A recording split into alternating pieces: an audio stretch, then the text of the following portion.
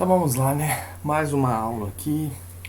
Nós estudamos a colonização e a regionalização do continente americano. Chegamos a falar já também sobre os aspectos físicos do continente. E agora nós vamos estudar o país mais importante do continente. Aliás, não só do continente, mas o país mais importante do mundo. Nós vamos falar dos Estados Unidos, né? Estados Unidos, como nós sabemos, é o país que tem a maior influência no planeta em todos os aspectos, nos aspectos econômico, militar, cultural. E na aula de hoje nós vamos aprender como que ocorreu a formação dessa potência capitalista, ok? Então vamos lá. Como você pode observar, aliás, pôde observar, quando nós estudamos o continente americano, nós fazemos uma divisão no que diz respeito à colonização do continente. Nós vimos que a América Latina sofreu a colonização de exploração, enquanto que a América anglo-saxônica sofreu em grande parte do seu território a colonização de povoamento. Nós vimos que a colonização de exploração ela era baseada na exploração dos recursos naturais que existiam no território, e esse território explorado, os recursos que eles eram remanejados para a metrópole. E uma outra característica da colonização de exploração era a questão da escravidão, o trabalho escravo. Ao passo que na colônia de povoamento, o que era pensado era o desenvolvimento do mercado interno. Então, isso refletiu muito no processo de desenvolvimento dos países. Os países que foram colônia de exploração hoje são caracterizados como países subdesenvolvidos, ao passo que os países que foram colônia de povoamento, como Estados Unidos e Canadá, hoje são considerados países desenvolvidos. No entanto, no processo de colonização e formação territorial dos Estados Unidos, é muito importante a gente entender duas coisas. Houve uma transformação do cenário natural do país, obviamente, e cultural dos povos nativos, tá? A colonização ela foi feita praticamente quando no território somente pequeno, que no início pertencia aos Estados Unidos, pelos ingleses. Só que nós temos uma divisão nesse território. E é muito importante você entender que o território norte-americano foi dividido entre a parte sul e norte. A parte sul dos Estados Unidos, ela foi sim uma colônia de exploração. E nessa colônia de exploração que ficava ao sul dos Estados Unidos, nós tínhamos o trabalho escravo sendo feito, tá? Ao passo que a região norte dos Estados Unidos, nós tínhamos apenas a colonização de povoamento. Ah, professor, mas você disse que na América anglo-saxônica nós tivemos a colonização de povoamento. Sim, todos os livros de história e geografia falam isso, porque a maioria de toda a América anglo-saxônica, sim, sofreu apenas a colonização de povoamento.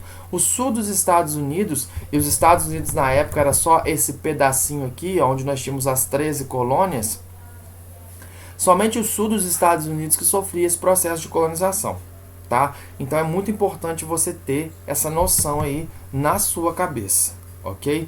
Então, Canadá e Estados Unidos, como boa parte dos países das Américas, foram colonizados a partir do século XVI. No caso do Canadá, inicialmente franceses e nos Estados Unidos por ingleses, com a formação das 13 colônias, ambas no litoral leste. Então é importante que você entenda que os Estados Unidos era isso aqui, tá? Essas colônias aqui. Depois que os Estados Unidos foi passando a colonização foi caminhando em direção ao oeste, tá? Os Estados Unidos, a gente fala que ele é uma integração de vários povos. Por quê? Porque o seu imenso território não era puramente uma colônia britânica. Enquanto as 13 colônias e posteriormente outros territórios a oeste foram, sim, domínio britânico, domínio dos ingleses, o sudeste do território pertencia à coroa espanhola, o sul e o oeste ao México e o Alasca à Rússia. Olha que a divisão colonial dos Estados Unidos é muito importante que você entenda, tá? Isso aqui eram os estados escravistas ao sul, tá? Depois que foi tendo um processo aí de marcha para o oeste. Então, esses estados aqui eram escravistas. Observe que eles não compõem a maioria do território norte-americano. Por isso, nós falamos que os Estados Unidos, em grande parte, sofreu colonização de povoamento.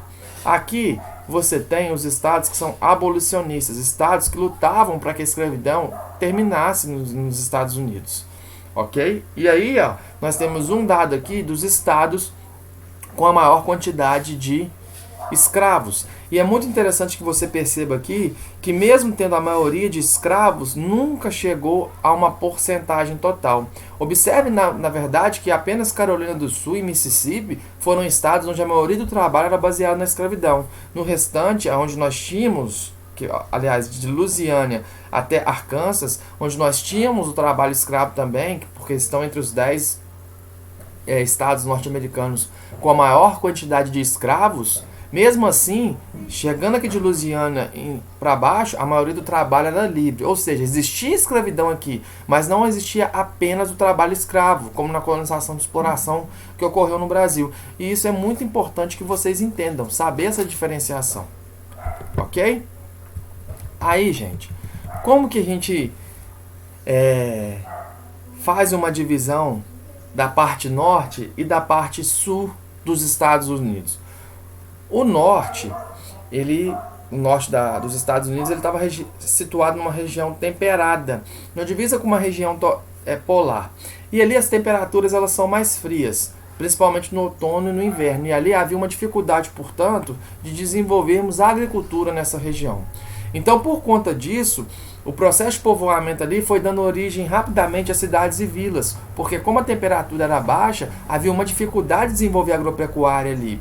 Então é muito importante que você perceba que a parte norte dos Estados Unidos, ela concentrou as primeiras cidades justamente por conta que o clima dificultava esse processo de desenvolvimento da agropecuária.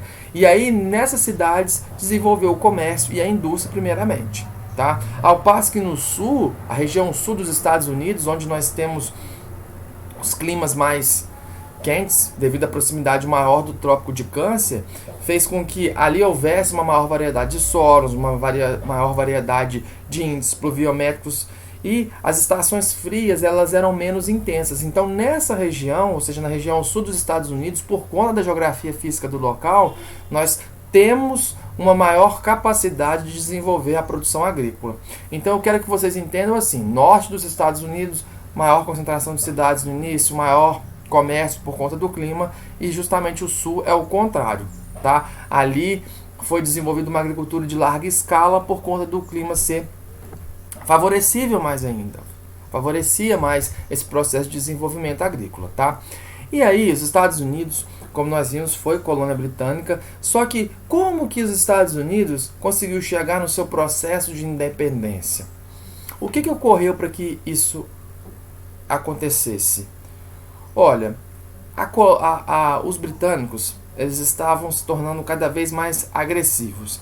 Agressivo em qual sentido? Estava havendo uma tentativa cada vez maior de proibir o desenvolvimento de manufaturas e a necessidade de promover um expansionismo econômico além das ideias de liberdade propagadas pela Revolução Francesa viraram impulsionadores do movimento. Então, a revolução que ocorreu na França ajudou muito no ideal dos norte-americanos de quererem se emancipar, de quererem se tornar independentes. Tá? E várias coisas, como eu disse, a agressividade da colônia, a proibição de desenvolvimentos, de desenvolver a manufatura, como eu já disse, a cobrança de impostos, tudo isso fez com que os Estados Unidos quisessem cada vez mais a sua liberdade, tá?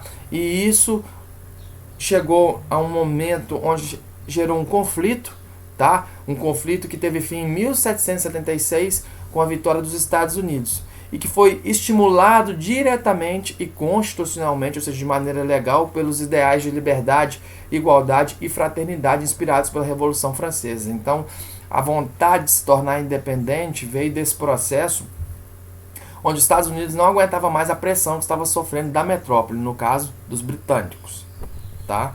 Isso é muito interessante. E aí, como nós vimos no início ali, o território norte-americano se concentrava no litoral leste, onde os colonizadores chegaram. Imagina os Estados Unidos, um dos maiores países do mundo, não teria como a metrópole naquele período, onde a gente não tinha o desenvolvimento dos meios de transporte como nós temos hoje, de adentrar para o oeste. Então, aos poucos, foi ocorrendo essa marcha para o oeste. O que seria essa marcha para o oeste? É justamente o que? O pessoal estava aqui, na parte leste do território. Tá? E aí eles foram marchando para cá e ocupando essas regiões. E aí, observe que como que foi a expansão territorial dos Estados Unidos. Os Estados Unidos antes da independência era isso aqui. Só essa parte aqui. Todas as outras áreas aqui, onde nós não temos na cor roxa, não eram os Estados Unidos, tá? Propriamente dito, eram colônias, áreas pertencentes a outros países, como nós vamos observar. O que está em verde aqui, foi cedido pela Inglaterra depois, tá? Isso aqui era exclusivamente dos ingleses. O que está de laranja foi comprado da França, tá? Então esse aqui era um território que era francês. O que está de rosinha aqui embaixo, ao sul dos Estados Unidos aqui, foi comprado da Espanha, isso em 1819. Essa região de Oregon foi cedida pela Inglaterra, tá? E isso aqui tudo de verde pertencia ao México, que foi tomado pelos Estados Unidos através de guerra, tá? Então, o território norte-americano nem sempre foi isso aqui que era, tá? Houve processo de concessões e de disputas que levaram ao tamanho original que hoje é o território norte-americano. E por isso que a gente fala marcha para o oeste, porque você estava aqui, nessa região aqui de roxinho e foi vindo para cá. Você saiu de leste e foi para a região oeste aí do território. Então, antes os Estados Unidos, antes do processo de independência, era só esse pequeno território aqui banhado pelo litoral leste, ou seja, pelo Atlântico. Depois, ao longo dos anos, e isso em menos de 100 anos, salvo engano, o território cresceu drasticamente, chegando aqui até a costa oeste, onde é banhado pelo Pacífico. Tá? Aí, gente, alguns acontecimentos importantes você tem que saber sobre os Estados Unidos. Primeiro, da Guerra Civil Americana ou Guerra de Secessão. Tá? O que foi essa Guerra de Secessão? Foi um momento onde o presidente Abraham Lincoln, não sei se você já ouviu falar, que ocorreu entre 1861 e 1865. Tá? O que foi isso? Foi uma guerra que teve entre o norte dos Estados Unidos, que era abolicionista, que não aceitava a escravidão no território, contra o sul, que mesmo após a independência era composto, como nós vimos, por estados que defendiam a escravidão e não aceitava a abolição.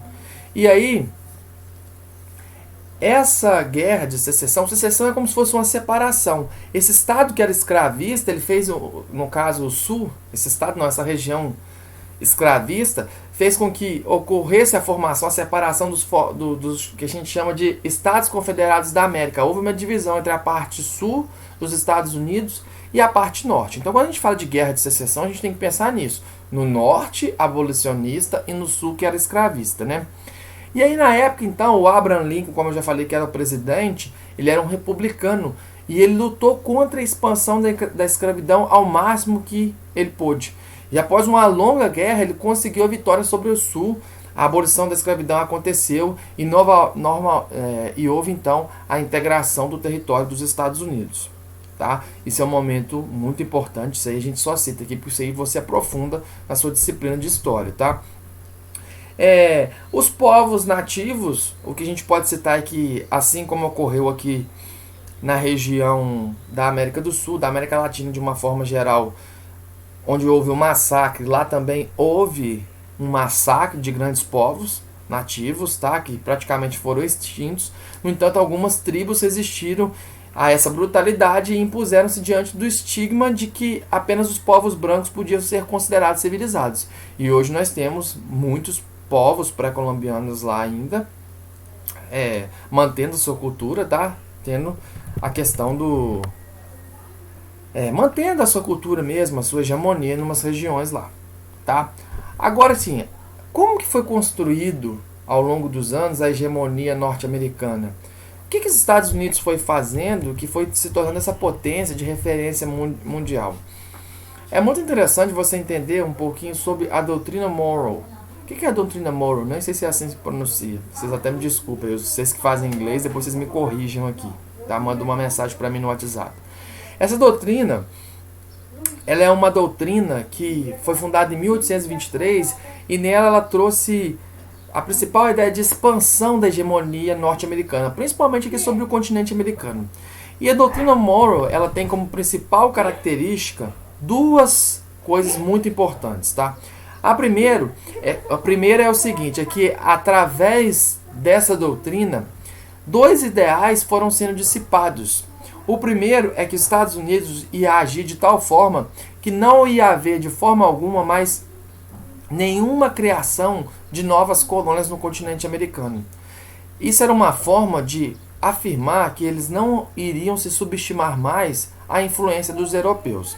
Além disso, não seria permitido pelos Estados Unidos a influência da Europa nos assuntos do continente americano, tá? Então, assim, a gente pode falar que quando a gente está pensando em doutrina Monroe, a gente está pensando num processo no qual os Estados Unidos expande a sua hegemonia e dificulta cada vez mais a influência da Europa no continente americano, tá? A doutrina Monroe, ela acabou sendo uma das maiores bases para a expansão e a hegemonia regional dos Estados Unidos, principalmente aqui no continente americano, tá? Depois, com o presidente Theodore Roosevelt, foi criada a política do grande porrete, que em inglês a gente chama de Big Stick, que concretizou o domínio geopolítico sobre os países da América Central, tá? E aí, o que seria essa política do Big Stick? Essa política, ela falava o seguinte, que se fosse necessário, nos países da América Latina, onde eles não queriam, de forma alguma, se prestarem ao papel de serem submissos à doutrina Monroe, a intervenção militar nesses países que não atendem aos interesses dos Estados Unidos, tá? Isso era uma das coisas que estava previsto dentro desse processo. E aí, essa política, gente, do Big Stick era uma política que veio de um provérbio africano, onde dizia o seguinte: fale com suavidade, mas tenha sempre um grande porrete na mão. Ou seja, tente convencer pelo amor, mas se não puder convencer pelo amor, convença pelo terror. Então, assim, essa frase já demonstra que, caso fosse necessário, existiria uma intervenção militar nos países latinos que não atendesse aos interesses norte-americanos. E entre os diversos exemplos dessa política está o caso do Panamá, né? O Panamá, para quem não sabe, ele era um território que pertencia à Colômbia, né? E aí ele se tornou independente graças à ajuda dos Estados Unidos, que em troca construiu o Canal do Panamá. O que é o Canal do Panamá?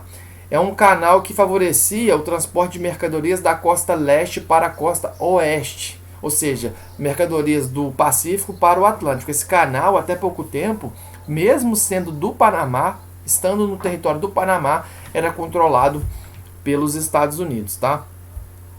Então, assim, essa política do Big Stick, promovida por Roosevelt, ampliou a visibilidade dos Estados Unidos no cenário global, evidenciando que sua hegemonia política e econômica não se limitaria ao domínio das Américas, ou seja, que os Estados Unidos ia ter uma influência mundial, tá? A crise de 29 e o New Deal. A crise de 29, gente, para quem não sabe, foi uma crise de superprodução. Como que ela ocorreu? Os Estados Unidos saem muito forte da Primeira Guerra Mundial e a Europa destruída.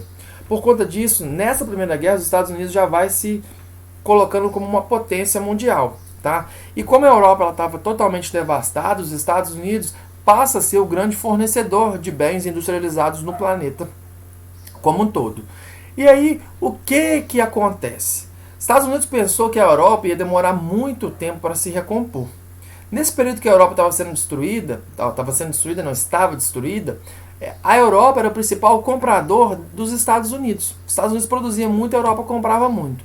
No entanto, a Primeira Guerra Mundial ela termina em 1918, mas em 1929 a Europa já se recupera.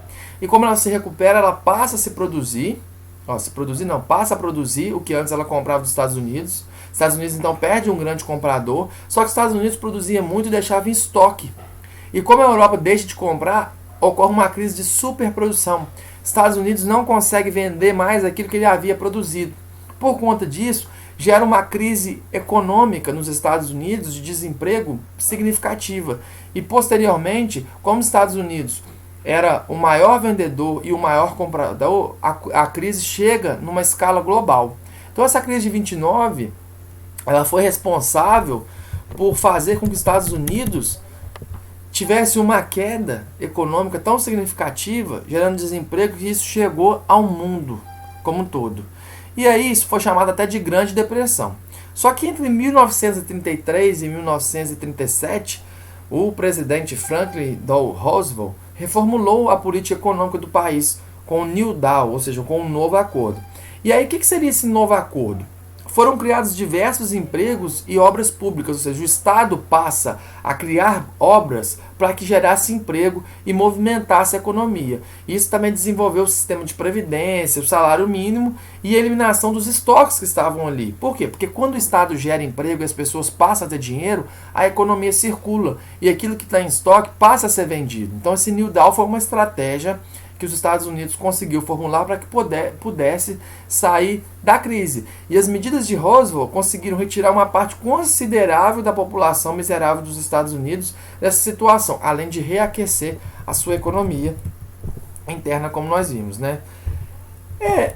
Após a Segunda Guerra Mundial, gente, e com o início da Guerra Fria, o evento que simbolizou a supremacia global dos Estados Unidos ocorreu com o ataque das bombas nucleares a Hiroshima e Nagasaki. Assim, a Segunda Guerra teve o desfecho e os Estados Unidos se consolidaram como a maior potência econômica, política e cultural do planeta, né? Mas aí a gente sabe que depois houve o início da Guerra Fria, e na Guerra Fria havia um país, como nós já estudamos, que batia de frente com os Estados Unidos, principalmente por conta dos seus ideais que eram diferentes, ou seja, a União Soviética. Os Estados Unidos queria disseminar no planeta o ideal capitalista, enquanto a União Soviética queria disseminar o ideal socialista. E nós já sabemos que o capitalismo sai vitorioso, e como fim da Guerra Fria, alguns historiadores falam que, na verdade, nós não vivemos num mundo multipolar, onde apenas o dinheiro influencia, né? Nós vivemos, segundo alguns historiadores, são poucos, porque a maioria tem como consenso a multipolaridade, mas alguns falam que nós vivemos numa unipolaridade, que os Estados Unidos influenciam o mundo economicamente e militarmente. Ok? E aí o que acontece? Quais são os eventos que marcam os Estados Unidos com o fim da Guerra Fria? A gente vê que em 2001 houve um atentado às Torres Gêmeas. Não tenho certeza, vocês não eram nascidos na época. Eu estava vendo Dragon Ball quando chegou um plantão da Globo e foi falando sobre esse ataque aí, né? Esse ataque, na época, o presidente era o George W. Bush, fez com que o governo norte-americano entrasse em guerra com o Afeganistão. Por quê? Porque o Afeganistão era o país que abrigava o terrorista, o Osama Bin Laden, que assumiu esse ataque, tá? E aí o que acontece? Isso marca vários eventos. A gente fala que após esse ataque de 2011, houve a formação da doutrina Bush, assim como teve a doutrina Monroe, a doutrina Truman durante a Guerra Fria, teve também a doutrina Bush. E ela ficou conhecida como Guerra ao Terror.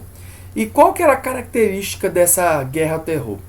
Essa Guerra ao Terror, ela justificava que os Estados Unidos se comprometeriam a combater qualquer grupo terrorista que fosse uma ameaça ao planeta. E isso justificou o aumento dos gastos militares, porque para eu combater o terrorismo que possui armas, eu tenho que fazer armas, tá? Então, isso garantiu a reeleição do George Bush, porque a população estava realmente revoltada. Então essa guerra ao terror não era quando havia uma ameaça apenas aos Estados Unidos. Se tivesse alguma ameaça terrorista, por exemplo, na Colômbia, essa doutrina Bush, essa guerra ao terror, justificava a intervenção norte-americana na Colômbia. Tá? Então quando a gente fala de doutrina Bush, a gente está pensando nisso. Passada essa guerra ao terror, que justificava essa questão contra o terrorismo, foi criada a invasão preventiva. O que seria a invasão preventiva, gente? É o seguinte: sem o apoio dos organismos internacionais, como a ONU, e você sabe que os Estados Unidos não estão nem aí para o organismo internacional, se ele quiser fazer, ele faz mesmo, tá? E normalmente os organismos internacionais, eles não batem de frente com os Estados Unidos, devido ao poder econômico e militar que esse país tem.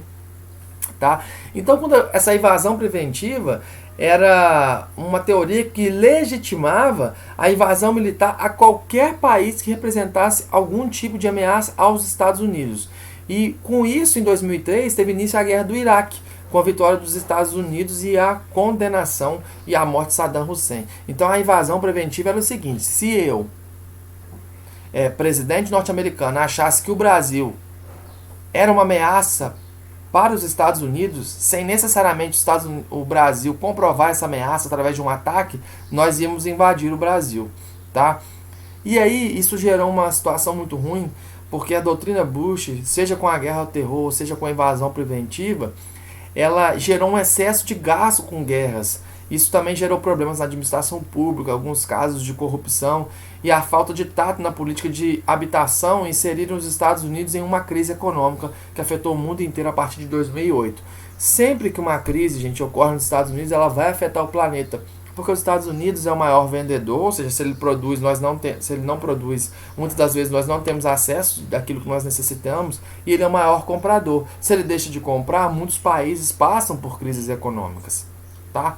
E aí, pessoal, para finalizar aqui, nós temos dois momentos importantes depois dessa crise, que em 2008 e 2009 a gente tem a eleição do Barack Obama com o lema Yes, we can, ou seja, nós podemos, sim, nós podemos, tá? E aí o Barack Obama ele foi o primeiro presidente negro dos Estados Unidos, ele fez um governo bastante produtivo, ele foi reeleito, né? Só que ele não conseguiu reeleger depois a sua sucessora, porque a gente viu que o Donald Trump ele foi reeleito. O Barack Obama ele era um presidente mais assim popular, tá? Mais voltado para o social. E uma das medidas que ele fez e que foi importante na época, se eu não sei, não posso te passar com certeza, mas eu acho que o Trump cortou, foi um plano de saúde mais social, onde as pessoas de baixa renda passaram a ter mais acesso à saúde. Nos Estados Unidos, como a gente sabe, gente, existe sim a saúde pública, mas assim, para você ter acesso a ela, você tem que ter uma situação muito complicada. A maioria das pessoas que tem acesso à saúde nos Estados Unidos é através dos planos, tá? E aí a gente sabe agora que a gente está vivendo a onda do Donald Trump, né? E o Donald Trump ele é polêmico, ele fala mesmo o que ele pensa, às vezes fala coisas desnecessárias, até mesmo fora de contexto, descontextualizadas, tá? E entre as polêmicas do Donald Trump que nós podemos citar, ele fala o seguinte: primeiro, ele é a favor da manutenção da segurança interna por meio do combate do terrorismo internacional e o fortalecimento da política das fronteiras, ou seja, ele quer que as suas fronteiras sejam fechadas. E isso cai, consequentemente, no controle da imigração ao país. Ele é muito nacionalista, Donald Trump. E isso é característico do eleitorado dele. Ele não é a favor da abertura de fronteiras para que as pessoas cheguem. Ele quer os Estados Unidos apenas para os estadunidenses, tá? Ele também é a favor de uma expansão de contingente militar, ou seja, de investimentos no militarismo, principalmente com medo da China, que tem investido cada vez mais nessa área e hoje é o segundo país com maior investimentos na área militar, tá? E ele também é muito a favor da revisão de acordos comerciais e aproximação do governo com o setor privado, tá? Então, sobre os Estados Unidos, a gente deu só uma pincelada aqui, tá? E a gente vai aprofundar mais sobre as atividades econômicas e sociais dos Estados Unidos nos próximos capítulos, ok? Grande abraço e até a próxima aula.